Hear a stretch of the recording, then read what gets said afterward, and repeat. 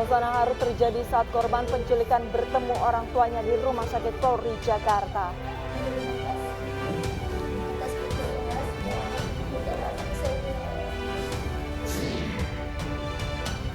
Banjir di wilayah Semarang mengakibatkan 3 warga tewas tersengat listrik.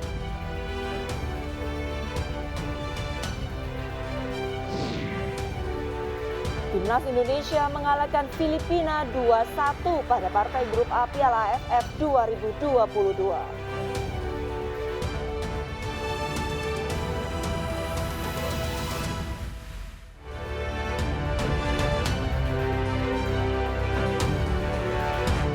Halo, selamat pagi pemirsa. Kami hadir kembali dalam News Pagi melengkapi informasi Anda pada pagi hari ini. Selain 3 berita utama tadi, pemirsa, kami juga sudah menyiapkan sejumlah informasi menarik lainnya untuk Anda bersama saya, Arlisa Hadi. Dan saya Gede Satria. Inilah News Pagi selengkapnya untuk Anda.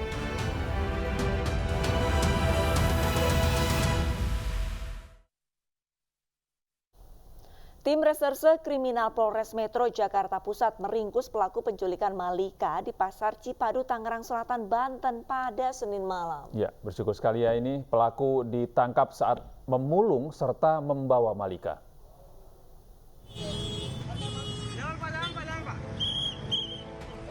Iwan Sumarno alias Yudi alias Herman alias Ceki tak mampu berkutik saat dibekuk aparat Satreskrim Polres Metro Jakarta Pusat. Pelaku penculikan Malika diringkus petugas di kawasan Pasar Cipadu, Tangerang Selatan, Banten saat memulung menggunakan gerobak.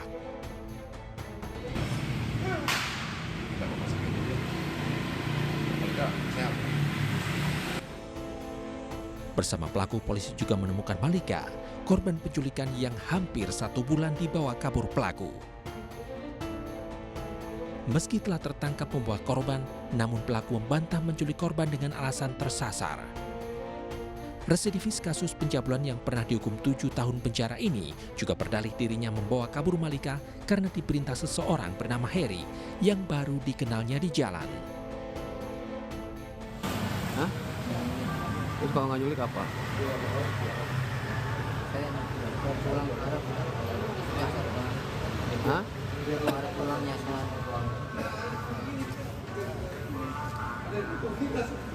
Terus bawa anak itu buat apa? Karena saya kan beli ayam bakar Ah, dari rumahnya nih. ah. Tiba-tiba saya ketemu yang bernama Heri yang baru kenal 3 hari.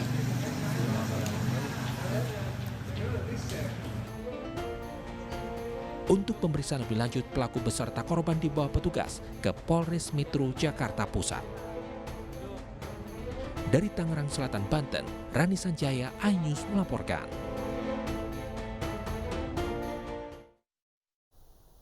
Orang tua korban penculikan menangis haru saat mengetahui buah hatinya yang hilang hampir sebulan ditemukan selamat. Orang tua korban berharap pelaku dihukum seberat-beratnya.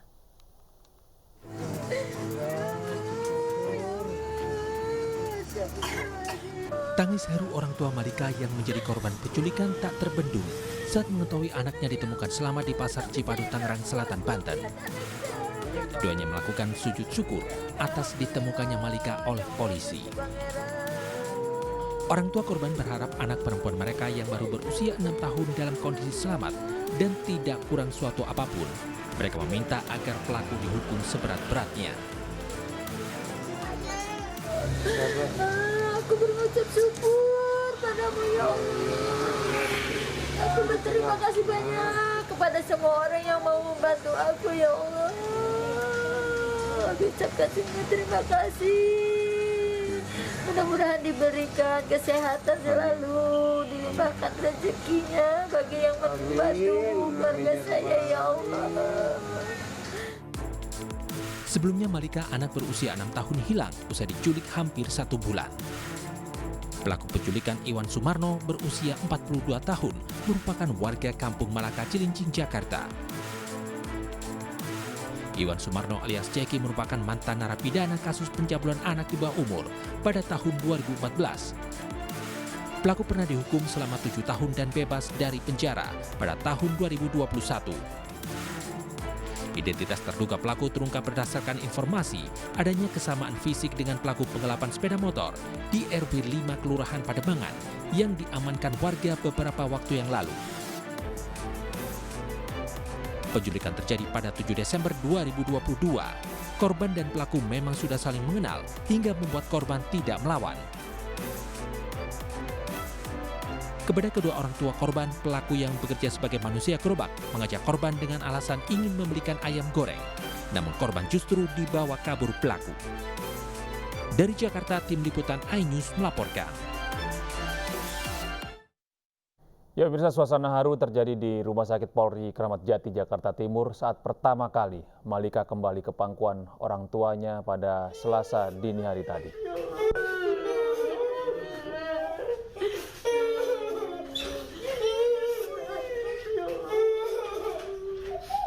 Setelah diculik sejak tanggal 7 Desember lalu, korban penculikan Malika akhirnya kembali bertemu dengan orang tuanya.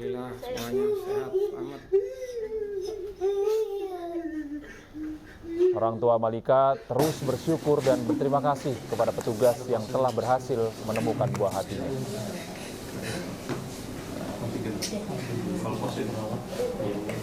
Hingga kini pemirsa, Malika masih menjalani rawat inap di Rumah Sakit Polri Kramat Jati, Jakarta Timur. Sekali lagi saya atas Ibu Malika mengucapkan terima kasih atas ketegasannya memelihara anak saya. Saya nggak bisa berkata apa-apa, yang hanya bisa saya ucapkan terima kasih beribu-ribu terima kasih. Saya kalau ya udah periksa dulu dokternya biar cepat istirahat biar masih ada itu.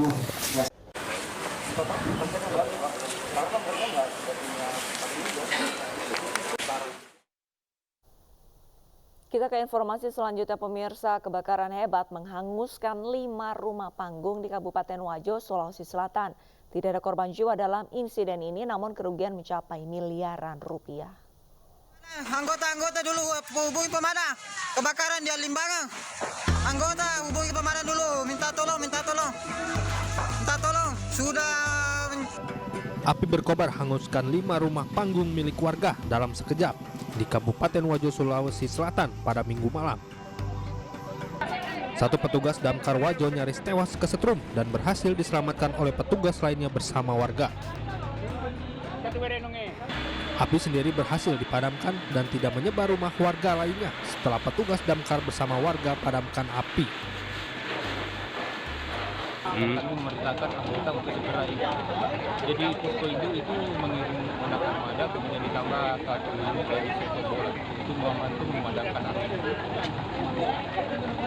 Ada berapa rumah tadi Pak? Ada 5 rumah ya Pak ya? Ada 5. Tidak ada korban jiwa Pak dalam peristiwanya? Tidak. Tidak ada ya? Tidak ada korban jiwa dalam insiden tersebut, namun kerugian mencapai miliaran rupiah. Dari Wajo, Sulawesi Selatan, Amnar Sengkang, iNews melaporkan. Dituduh mencuri uang seorang santriwan di Kabupaten Pasuruan, Jawa Timur dibakar temannya di dalam pondok pesantren. Nyawa korban selamat meski mengalami luka bakar serius di sekujur tubuhnya.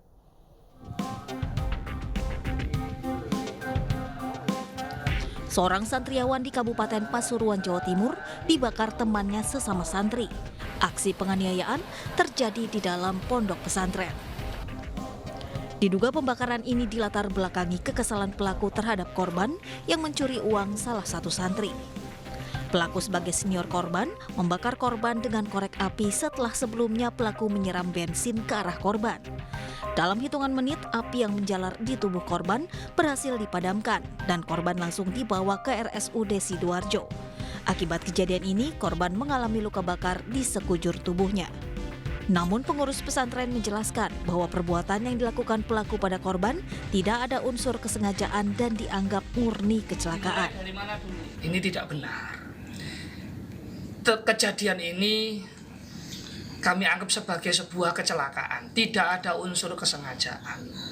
Tidak ada seorang pun dari santri yang punya niat seperti itu. Sementara kasus penganiayaan santri ini ditangani Polres Pasuruan. Bahkan polisi sudah meminta keterangan sejumlah saksi, menurunkan tim Inafis ke lokasi kejadian. Sementara pelaku sudah ditetapkan menjadi tersangka. Jadi satu orang ini kemudian ke beberapa orang, karena kan dia dicuri, nggak cuma satu orang aja yang dicuri, ada beberapa orang yang dicuri barang ini. Tapi waktu itu sudah diselesaikan oleh pihak pondok. Memang dari pihak ini masih nggak terima, dari pihak tersangka tidak menerima. Setelah itu mereka masih hidup lagi. Saat ini kondisi korban berangsur membaik dan menjalani perawatan di RSUD Sidoarjo.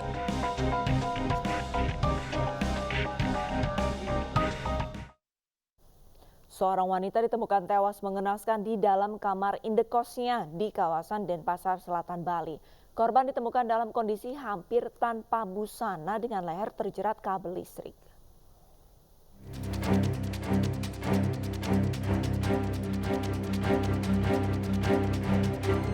Garis polisi dipasang di depan sebuah kamar indekos Gria Sambora, Jalan Tukat Batanghari, Denpasar Selatan, Bali. Pasalnya di kamar ini ditemukan jasad seorang wanita muda. jasad seorang wanita muda berusia 26 tahun dengan kondisi mengenaskan. Peristiwa ini pertama kali diketahui teman korban yang curiga lantaran tidak mendapat respon ketika mengetuk pintu kamar korban. Korban AS yang merupakan warga asal Batam, Kepulauan Riau tewas dengan kondisi hampir tanpa busana dan leher terjerat kabel listrik. Menurut keterangan saksi, AS menyewa kamar sejak 4 bulan lalu. Polisi menduga AS menjadi korban perampokan karena sejumlah barang berharga milik korban tidak ditemukan. Namun di lokasi kejadian polisi menemukan alat kontrasepsi. Ada beberapa barang-barang milik korban yang hilang, kemungkinan dari tersangka. Jadi kalau menurut keterangan saksi, modusnya bagaimana kita masih mencari, namun sepertinya ada kedekatan atau mungkin hubungan di antara mereka. Polisi masih mengumpulkan bukti dan memeriksa sejumlah saksi untuk mencari pelaku perampokan yang disertai dengan pembunuhan ini.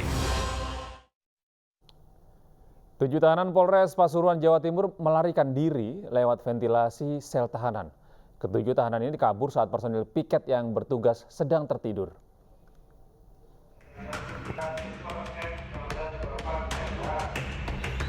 Pekerja memperbaiki ventilasi udara sel usai dirusak tahanan untuk kabur di Mapolres Pasuruan, Jawa Timur. Diduga ketujuh tahanan melarikan diri Minggu dini hari. Tahanan yang kabur menempati blok tersendiri, diantaranya adalah 5 tahanan narkoba dan 2 tahanan dari Reskrim Mapolres. Saat kejadian, 3 petugas pos penjagaan sedang tertidur usai pergantian tahun. 7 tahanan kabur dengan menggergaji jeruji ventilasi dan melompati pagar Mapolres. Adapun modus operandi yang dilakukan adalah dengan cara menjebol jeruji dengan menggunakan gergaji besi. Dan intinya saya selaku Kapolres Pasuruan bertanggung jawab atas peristiwa yang terjadi, dan tindak lanjut langkah yang kami lakukan adalah dengan melakukan pengejaran terhadap para tahanan yang melarikan diri. Dan alhamdulillah sudah dapat kami amankan kembali 1 orang atas nama Sugiarto yang kami tangkap di rumah kerabat atau keluarganya di daerah Tutur, Nongko Jajar. Akibat peristiwa ini 15 anggota polisi diperiksa tim Provos. Selain itu polisi juga mengimbau agar seluruh tahanan yang saat ini kabur agar menyerahkan diri ke polisi. Dari Kabupaten Pasuruan, Jawa Timur, Jaka Samudra, iNews melaporkan. Seorang pencuri menangis histeris sambil meronta memanggil ibunya saat ditangkap tim Buser Polresta Pangkal Pinang. Pelaku diketahui mencuri sejumlah barang berharga di sebuah toko.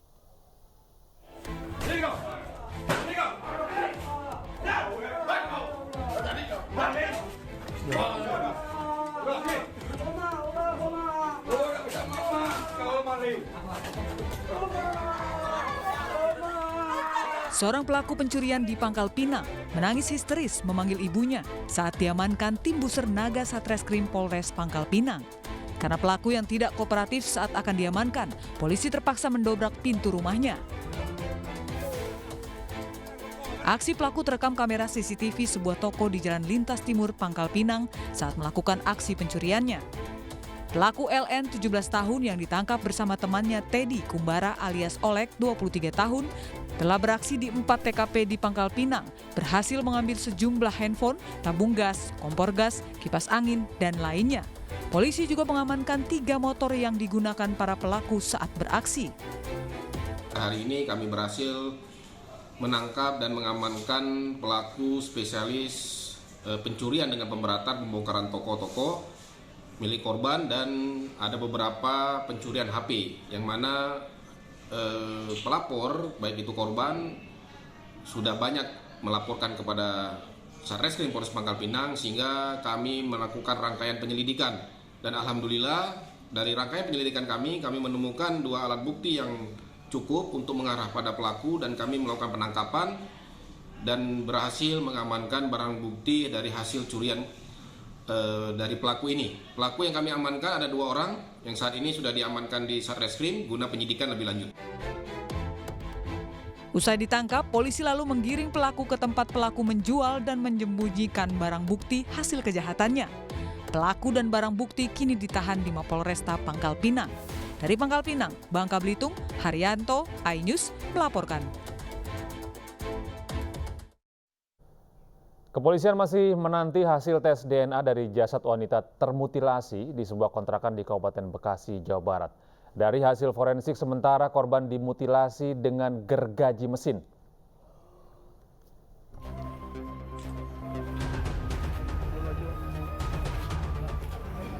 Petugas Inafis Polda Metro Jaya menggelar olah tempat kejadian perkara di sebuah rumah kontrakan yang disewa oleh ME, pelaku pembunuhan seorang wanita yang jasadnya disimpan di dalam 2 box di Kampung Buaran, Tambun Selatan, Kabupaten Bekasi, Jawa Barat. Berdasarkan alat bukti yang ketemu di kos-kosan, ketemu identitas yang diduga korban. Oleh karenanya kita mengundang laboratorium forensik dan juga mendapatkan bantuan dari kedokteran forensik untuk menentukan DNA. Apakah benar jenazah yang ada di 2 kontainer ini cocok dengan identitas yang ada di TKP seorang wanita. Nah, sampai sekarang kita sedang menunggu hasil. Dari hasil forensik sementara, korban dimutilasi dengan menggunakan gergaji mesin. Namun tetangga tidak ada yang mendengar suara gergaji listrik. Pelaku yang kini sudah diamankan juga dikenal tertutup dan jarang menempati rumah kontrakannya dalam beberapa hari terakhir, meski sudah setahun menyewa. Jarang ketemu, nggak pernah ketemu malah. Yang Bapak ketahui dia tinggal sendiri apa bagaimana? Seingat saya sih sendiri. Hanya sendiri berarti Pak ya? Baik, kalau pulang ke sini juga nggak tahu tiap hari atau gimana? Nggak tahu saya. Karena saya udah nggak tinggal di sini, jadi saya nggak tahu. Kalau bayar bulanan gitu, Bapak datang sini atau memang? Ditransfer. Oh, ditransfer. Nah, waktu itu memang nggak pernah transfer waktu buat bayar itu, Pak? Ya, sempat lama, terus kemudian dibiayain istri saya bayar. Nah, terakhir itu ya di bulan Agustus itu. Tapi di WA masih aktif, Pak, nomornya? Sudah aktif itu? Sejak apa? Terakhir, kalau tidak salah itu sejak dia dikejar pinjol. Sebelumnya, warga Kampung Buaran, Kabupaten Bekasi, Jawa Barat digegerkan dengan penemuan mayat wanita dimutilasi. Jasad korban ditemukan di kamar mandi sebuah kontrakan dalam kondisi membusuk terbungkus plastik hitam. Korban diduga sudah tewas sejak 1 bulan lalu. Dari Jakarta, Tim Liputan iNews melaporkan. Yayasan Pendidikan di Goa, Sulawesi Selatan viral karena diduga menganut ajaran sesat. Pimpinan yayasan mengharamkan memakan daging, bahkan diduga melarang sholat 5 waktu.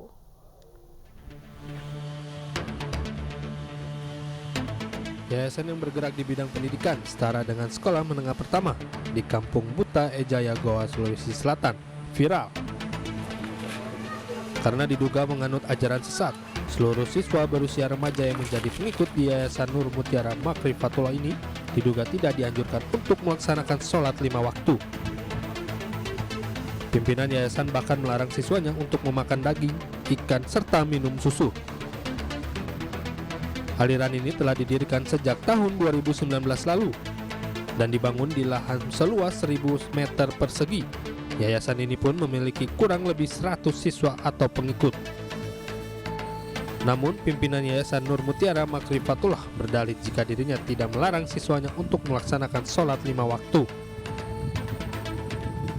Kalau tentang dugaan itu yang tersebar infonya yang pelarangan salat di mana itu, Ustaz, apakah benar atau tidak? Oh ya itu enggak benar sama sekali.